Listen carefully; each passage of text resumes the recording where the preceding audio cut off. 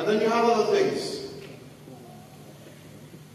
which are, for example, when the marriage does take place, some dynamics happen, which once again I see in the subcontinental dynamic, which I don't see in other places as well. I'll tell you something, are Islamic.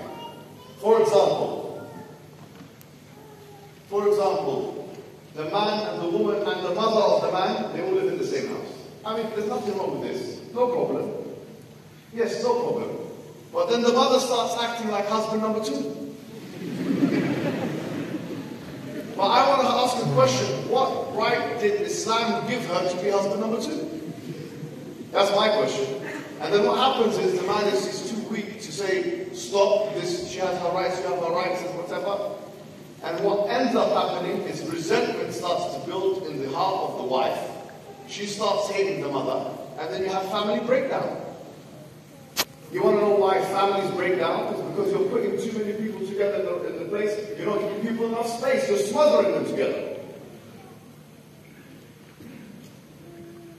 Don't confuse birrul walidain, being good to your 2 parents, with making your mother into a tyrant for your wife. This is haram.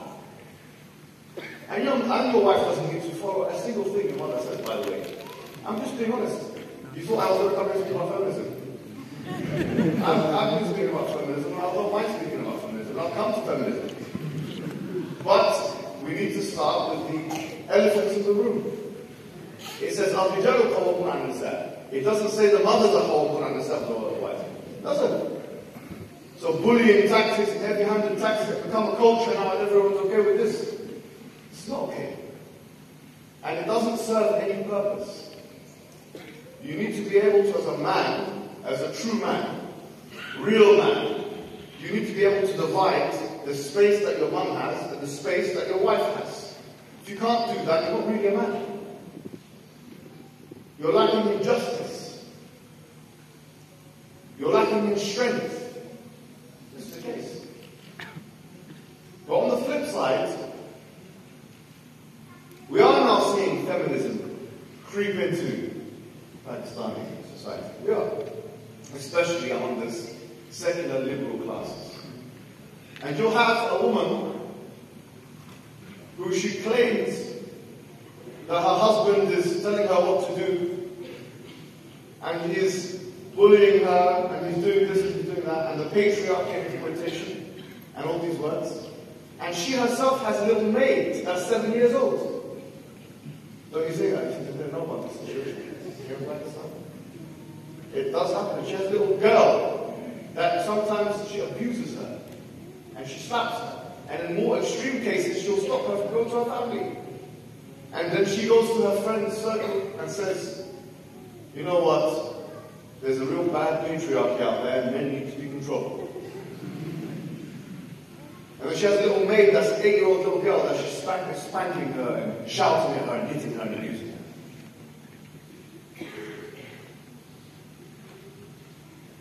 What's going on here? What kind of situation is this? What kind of hypocrisy is this? So yes, there are some issues which are context specific, which we as Muslims need to know. What does culture say about it and what does Islam say about it? And though Islam respects culture, culture has no right to contradict Islam. Though Islam respects culture, culture has no right to contradict Islam. And so the final arbiter in Pakistani society, in Indian society, or in any other Muslim society is Islam. فَإِن تَنَازَعْتُمْ فِي شَيْءٍ فَرُدُّوهُ إِلَى اللَّهِ وَالرَّسُولِ.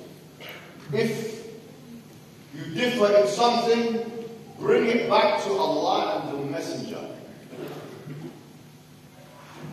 فَلَا وَرَبِّكَ لَا يُؤْمِنُونَ حَتَّى يُحَكِّمُوكَ فِيمَا شَجَرَ بَيْنَهُمْ ثُمَّ لَا يَجِدُوا فِي أَنفُسِهِمْ حَرَجًا مِمَّا قَضَيْتَ وَيُسَلِّمُوا تَسْلِيمًا. That they don't truly believe by your Lord, they don't truly believe until they put you, Muhammad sallallahu alaihi wasallam, as the judge between them. And then after they have put you as a judge, they don't have any anger in their hearts about you, and they are in full submission to you.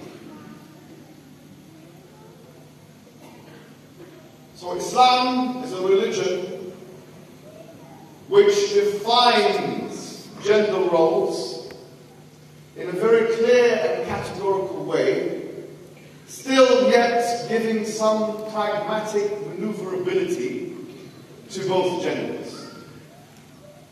It has the perfect balance between being firm but also being pragmatic. It has an inbuilt flexibility. So what are those roles of the genders which must be respected, and which, if are not respected, it will lead to marital breakdown, which is also a negative thing, a very bad thing, especially if there are children in the equation. What are those roles which must be respected? Number one, that the man has the right to be obeyed in Islam. The husband has the right to be obeyed. Yes, obeyed. And it has become a dirty word. It has become a very dirty word because of the feminist movement, because of what is referred to as domestic drudgery, because second-wave feminists have succeeded in making the mother and the housewife look as if she is doing a menial job. They have succeeded in this, and it has filtered its way and proliferated to all different communities around the world, especially post-colonial communities like Pakistan. And so, what is obedience and what is obedience not? Obedience is not where the man can tell the woman to do anything, even if it is against the rules of Islam. Because the Prophet Muhammad ﷺ said, he said, لا طاعة لمخلوق في معصية الخالق. There is no obedience to the creation in the disobedience to the Creator. Obedience doesn't mean telling your wife to do something which is above her capability, which, if she does, will lead to al-halak, for example, or destruction or deterioration. For example, if there was a massive boulder over here weighing 110 kilograms, and my wife was there, and I said, please pick this up, and if you don't, this is disobedience. And she tried to pick it up, and then she's crying and screaming, and I said, look how bad you are. Look how bad you are. This is not the meaning of obedience. And obedience also does not mean that he tells his wife to do something he should be doing. For example, he should be providing for the family. He cannot force her to go and get some job and say, you must share the bills with me, and you must do this with me, or you must listen to my mother. Once again, you must, whatever she says goes around here. This is not obedience. She doesn't need to follow any of that, quite frankly. Obedience isn't anything other than what I've just mentioned. So, obedience isn't anything other than those three categories that I have just mentioned. And just to repeat what those categories are, is number one, not obeying the creation for the Creator. Number two, not asking your wife to do something she cannot bear, objectively cannot bear, because this one can be manipulated as well. Someone could say, you know, clean the house, she goes, "You're going to cause me mental fatigue. I'm going to have a breakdown." Because in England now, mental health has not just, it's become a religion. So I'm getting depression. I cannot bear it. Come to bed.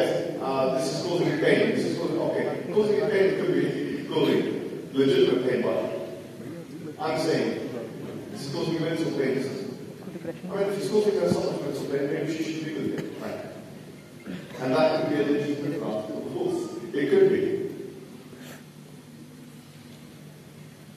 But it's not to be abused. And the third category we said was that something which is her own right cannot be weaponized, or something which is her right to be, for example, provided for.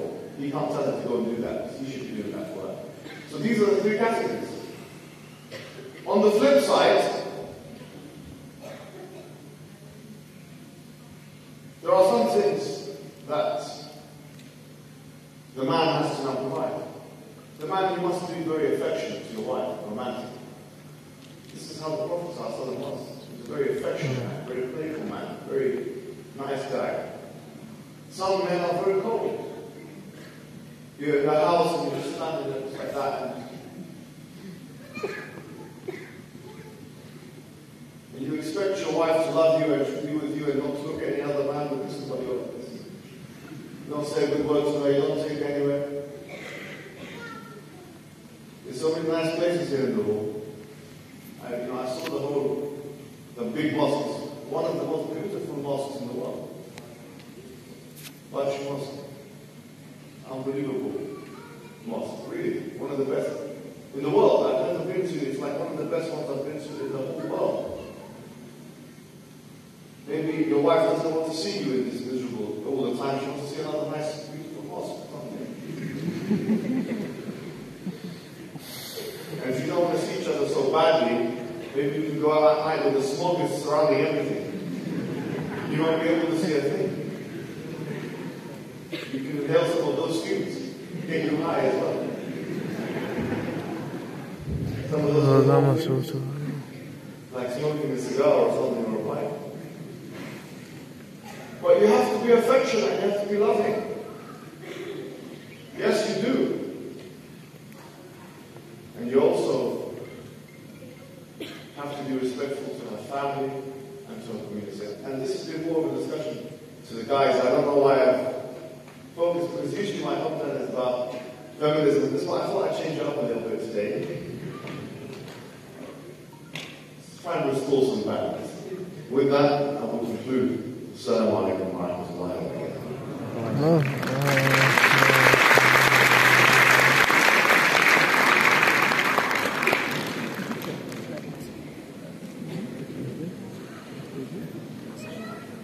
Thank you.